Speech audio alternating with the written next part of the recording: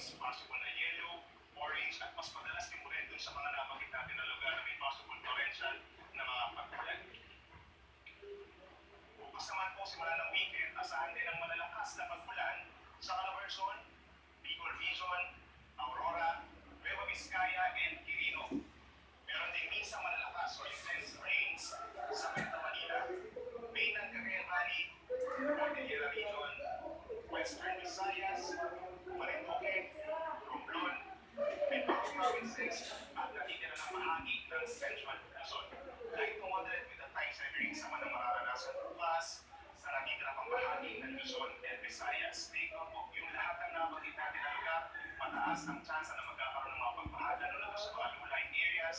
Mataas din po ang chance na umapaw ang mga ilog kapag nagpatuloy ang malalakas na pagulan, at sa mga mountainous areas, mataas ang chance ng landslides. And take note din po, sa mga mountainous areas ng Cordillera kung saan nagkaroon ng mga pagtindol, mataas din po ang chance ng mga pagkukunan lupa.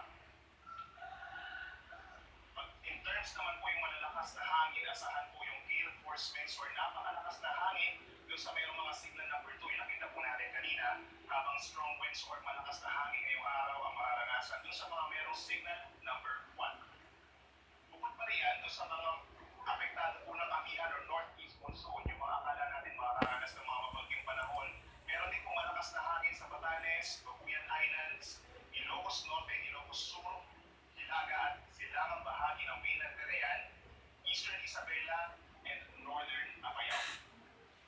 Yung pinakamataas po na wind signal is wind signal number 4, or typhoon force winds. Mari po yung maranasan over the weekend ng ating mga kababayan na direktang maapektuhan dito sa Luzon, sa Mainland Luzon, itong si Bagyong Baeng. In terms of our gale warning, meron po tayong gale warning sa malaking bahagi na ng bansa, simula sa pinakataas hanggang dito sa may Mindanao. Asahan po hanggang 6 na metro taas ng alon or halos 2 palapag ng gusali ng mga pag